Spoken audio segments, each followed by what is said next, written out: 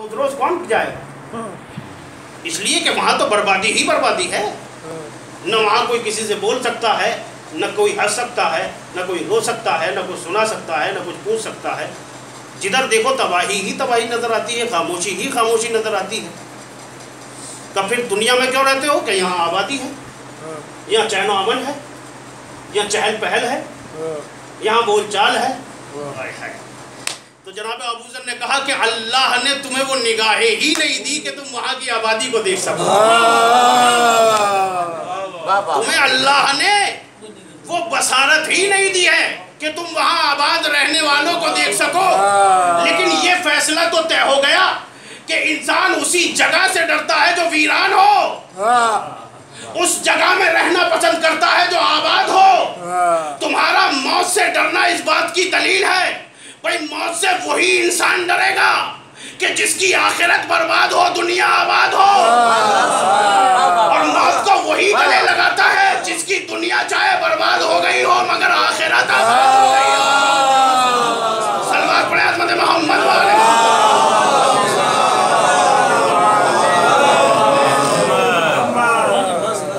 جس کی آخرت آباد ہو، اس کا مطلب یہ ہے کہ آپ نے وہاں کے لیے کچھ کیا ہی نہیں ہے، اس لیے موت سے ڈر لگ رہا ہے. اگر آپ وہاں کے لیے کچھ کرتے تو یقیناً آپ تیار ہوتے. ہر لمحہ آپ سوچتے کہ اس جگہ بھی آپ کو جانا ہے. جناب ابو ذر یہ کہہ رہے ہیں کہ تمہیں وہ بصارت حاصل نہیں ہے، اس لیے کہ ہماری دنیا بھی آباد ہے اور ہماری آخرت بھی آباد ہے. ہمیں اللہ نے وہ عظمت دی ہے، وہ فضیلت دی ہے. لہذا ہم موت سے کیوں گھبرائیں؟ اس لیے کہ ہمارا استقبال تو یہاں بھی ہوگا، وہاں بھی ہوگا. مگر تمہاری چونکہ دنیا آباد ہے، تم نے دنیا سے دل لگایا ہے، وہاں سے دل نہیں لگایا. یعنی موت کی ایک حقیقت کو کھول کے رکھا.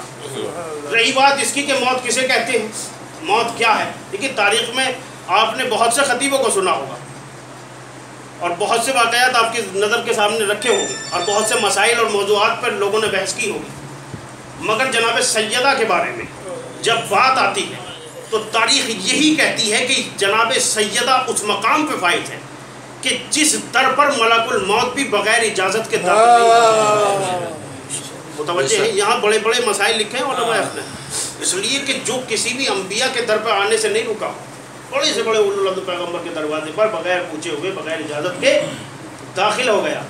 لیکن اسے تاریخ نے دیکھا کہ وہ جناب فاطمہ کے دروازے پر کھڑا ہو کر یہ کہہ رہا کہ بی بی اگر اجازت ہے تو میں داخل ہوں. رسول اسلام چونکہ لیٹے ہوئے علیل ہیں، جیسے جناب فاطمہ نے گریہ کیا، رسول اسلام نے آگے کھول کے کہا بیٹی یہ بتائیے گریہ کیوں کر رہی ہے؟ کہ بابا بار بار کوئی دق الباب کر رہا ہے اور چاہتا ہے کہ گھر میں داخل ہو جائے. اب رسول نے عظمت در فاطمہ کو آشکار کیا، کہا بیٹی یہ تیرے در کی فضیلت ہے، یہ تیرے در کی فضیلت ہے، ورنہ یہ وہ ہے کہ جس کو کسی در پر اجازت کی ضرورت نہیں ہوتی. کہ یہ کون ہے؟ کہ یہ ملک الموت ہے. کیا فاطمہ نہیں جانتی تھی؟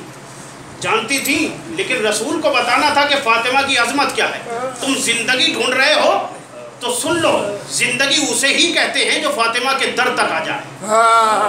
اگر تمہیں زندگی چاہیے تو زندگی فاطمہ تک تمہیں آ کر ملے گی.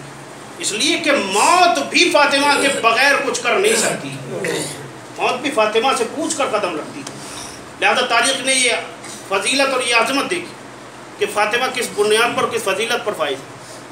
جناب فاطمہ کو بلایا گیا اور تاریخ نے اس واقعے کو بہت ہی عجیب و غریب انداز سے لکھا کہ یہودی کے ہاں شادی تھی اور جناب فاطمہ زہرا کو وہاں طلب کیا گیا، بلایا گیا.